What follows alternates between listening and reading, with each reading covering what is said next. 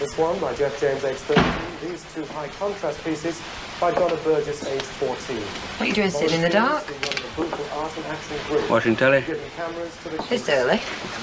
Started as the news. Tracy's having a tea round at Annette's.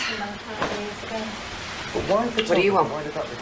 Whatever's going. I think there's some chops. Ken? Yeah, fine. I don't suppose there's any news to Mal? No. Not that it matters. Not that it matters a jot. It's not going to change anything. What about actually giving cameras to the kids? Wasn't that this is my life. Well, some people might a crummy job in a crummy town. They would easily be able to. God knows how I came by it. We don't believe there is a big mistake about this wasn't the idea. It wasn't the idea at all. The idea was success, achievement, satisfaction, a rounded life. But somewhere on the way, I strayed from the road. Well, initially we had a small You'll never get back on it now. Association, and we bought 2 pence. Can you hear yourself? At that time, they were sort of telling us we should. Can you? What? But we said, no, we want good equipment. You're pathetic. There is nothing wrong with your life that a little, I don't know, enthusiasm wouldn't put right. I was enthusiastic about that job, but they turned me down. All right. So be enthusiastic about the next one you apply for. Well, what's the point? I was right for that job. Perfect. But I wasn't lucky. I've never been lucky. Just look at my record. One disaster after another. Okay. So that's the way it is. What's the point in trying? Why not just face facts and let the waves roll over me till the last syllable of recorded time? Not getting that job had nothing to do with luck. Oh, how would you know? I just know. How? Alf's found out something. So he was telling you what to do. And? Well, come on, why didn't I get it? You just didn't have enough go about you. Enough go? Enough life, enough enthusiasm. That's just the impression that you gave, apparently. Oh, very clever, very intellectual, but... boring. It's as good a word as any. Oh, yes, it is. It's the in word, isn't it? Anything isn't with it, swinging or trendy. It's boring. I'm boring! And there's just nothing I can do about it, because the great tragedy is that I'm not aware of it. I happen to think I'm a great guy. But apparently I'm wrong. Well, so be it. And that's it? That's it. What about me? What about my life? I don't want a boring life. I don't want to just go through the motions. But there's nothing wrong with your life. Your life is rounded. You've got a family, a home, a job, and friends. I mean, what's wrong with that? It's not enough, Ken. Well, what else do you want?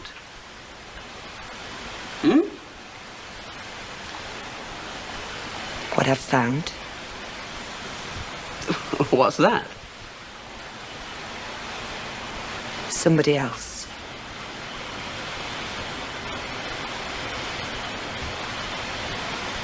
Who? Mike Baldwin. That was before. It's now.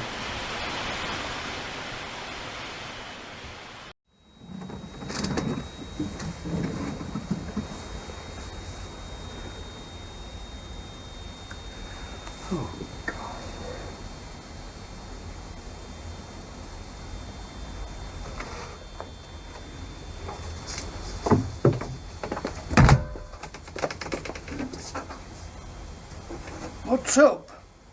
Is there something wrong? You haven't slept down here all night, have you? Well, what does it look like? Well, what's going on? Something wrong? Look, just let it go, will you, Uncle Albert? I don't want to talk about it. Oh, Deirdre's not ill, is she? No. Have you been having a row with the pair of you? Look, I've already said I don't want to discuss it.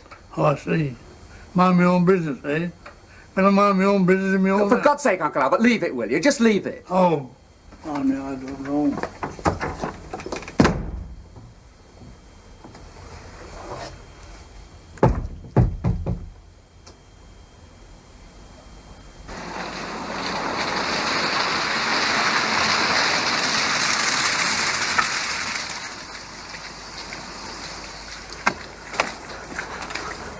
Good morning, Edward. Oh, morning. Do I detect a note of spring in the air, or is it me? I think it's you. Spring's when the bins start smelling. Weeks away, yeah? Hello, Emily. It's Deirdre. Yeah, I just wondered, love, is there any chance of you taking Tracy to school this morning? Are you sure? I mean, you would say, wouldn't you? Oh, that's great, love. Thanks very much. Bye. There you are. Your Auntie Emily's taking you to school. Now then, have you cleaned your teeth? Yes. Good girl. Off you go upstairs and get your coat.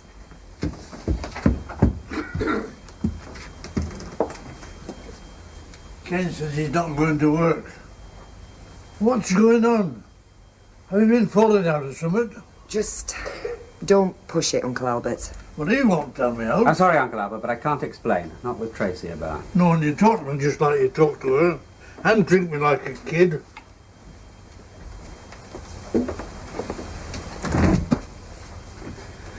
We've got to talk. Yeah, I suppose we have. There's no suppose about it. You think you'll drop a bombshell like you did last night to suddenly announce that you're sleeping with another man and then... Oh, come on, darling. Put your coat on. Put your one hand in. Yeah, that's it. And the other. Good girl. Oh, that'll be Emily. Hi. Hello. Hello, Tracy. All ready for school? Morning, Ken. Morning. It's ever so good of you to take her, love. Oh, no, I enjoy it. And I don't have to be in the office till 10 o'clock. Mind you, it keeps me busy once I'm there. Well, if you're ready, Tracy, say goodbye to Mummy and Bye, Uncle Mummy. Ken. Bye, Daddy. Ken seems very quiet. Bye-bye, love. Be a good girl. Come on, love. Bye, Emily. Get this umbrella. You've got your coat on. That's it.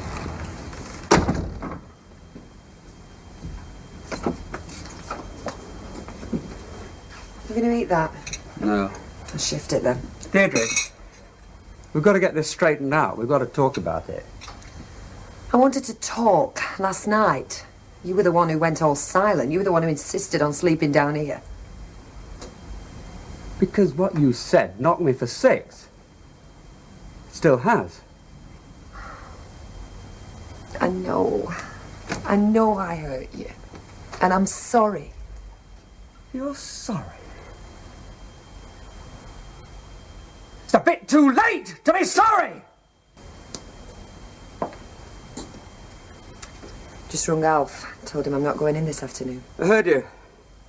I take it you've decided to pack your job in as well as me. I never said I was doing You that. don't need to. Your actions speak louder than words. Ken, Presumably you've got your future life all worked out. I haven't got anything worked out.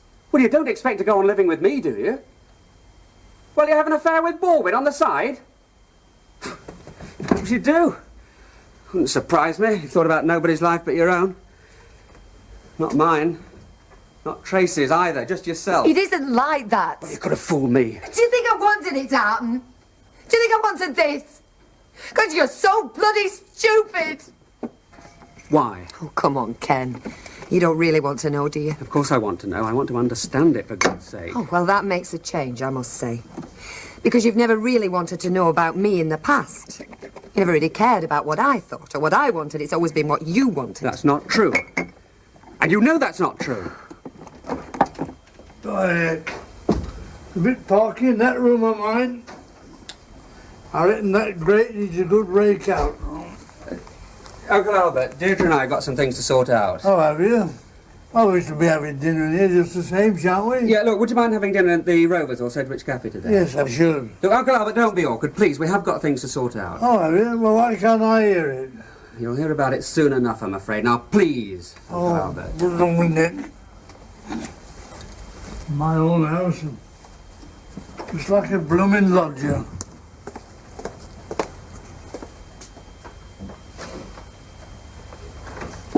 I'll make you something to eat. The hell with something to eat. I want this thing out in the open once and for all. Now tell me, just when did this nasty little affair get underway? Oh, it has to be nasty. Of course it has to be nasty, and don't try to pretend it isn't. Well, maybe it is. I don't really know whether it is or it isn't. And just how long has it been going on? Not long. Since about Christmas. Oh, I see. The season of goodwill to all men, especially Mike Baldwin. Look, do you want to know about this, or are you just going to sneer and make nasty remarks? Because if that's all No, you can... I want to hear about it.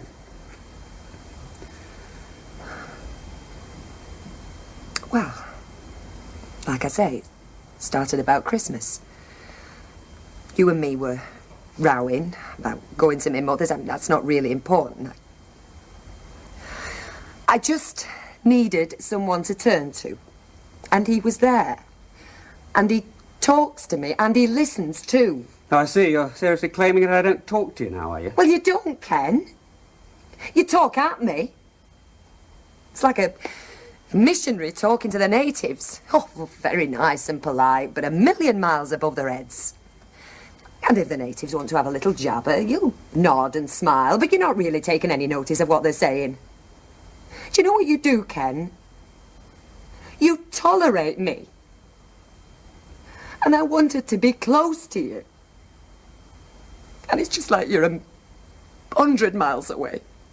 You know what you're doing, don't you? Just picking out any excuse you can think of to justify yourself. I'm not trying to justify it. I'm trying to explain it. How could you do it, Deirdre? I mean, my God, it's less than 2 years since we got married. Yeah, well, it doesn't feel like it. Shall I tell you what it feels like to me? It's like I'm part of the wallpaper or a piece of furniture that's been around forever. I mean, you hardly ever look at me, Ken. If I grew another head, it'd be a week before you noticed. Honestly, the way you act, it's like we've been married for 20 years. Yes, well, maybe that's how I am.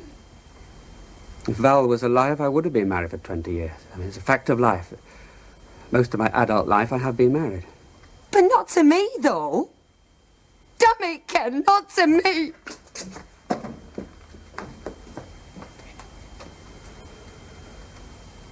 For the sake of argument, let's suppose I neglected you, though I don't agree that I did. Well, you wouldn't, would you? Just let me finish, for God's sake. Even if I had. Do you think that excuses what you did? I mean, couldn't you have come to me?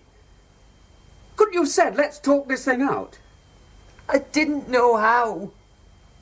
I tried in my own way. It's not easy, you know. Oh, I see. It's easier to start sleeping with Mike Baldwin.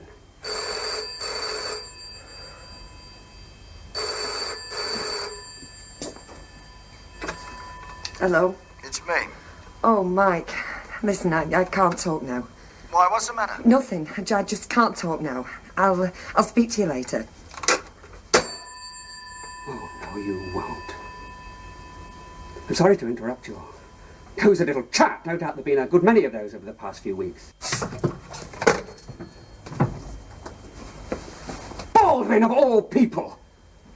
You decide to have an affair to enliven the tedium of your marriage, and you have to go and pick a little creep like him! I didn't pick him! I didn't go looking for an affair. I didn't want an affair. Oh, I see. It was an irresistible impulse. Was it written in the stars? This thing was bigger than both of you. I hate you when you talk like What that. you hate is the truth! About your sordid little bit on the side with a spiv like Baldwin! At least he's human.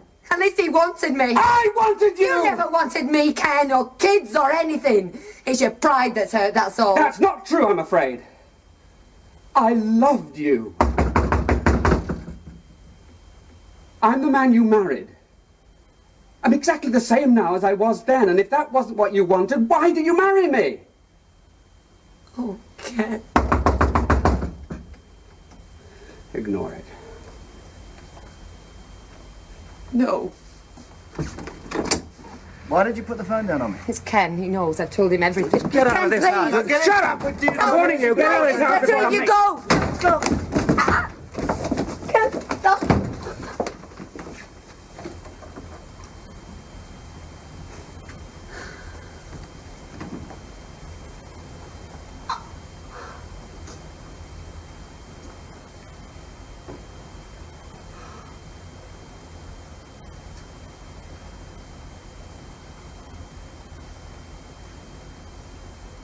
Go and brush your teeth and then jump straight into bed. I'll be up in a minute. Just read the story. I'll see.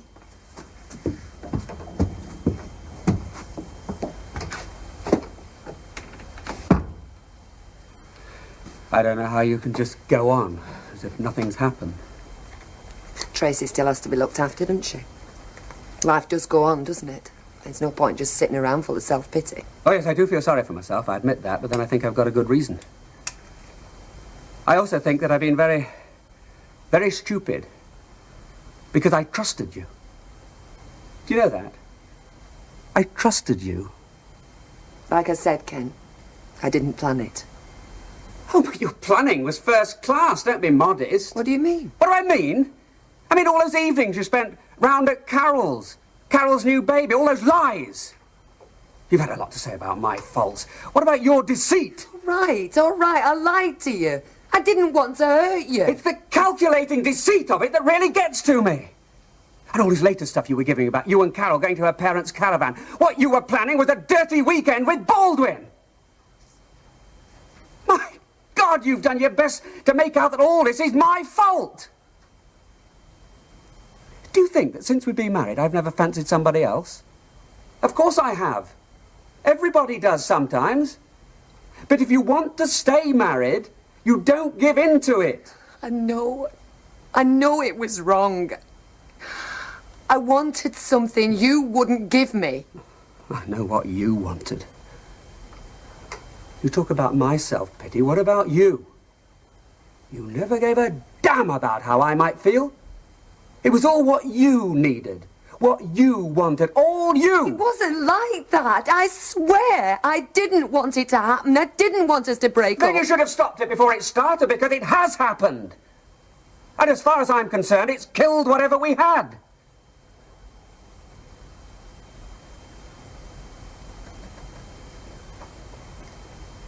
There's no point in all this arguing back and forth, all this who did what and why. You just didn't have the sense to see what you were doing, did you?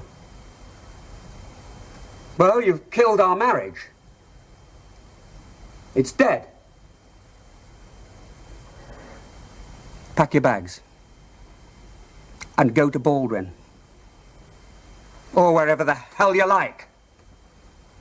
Because I've had enough.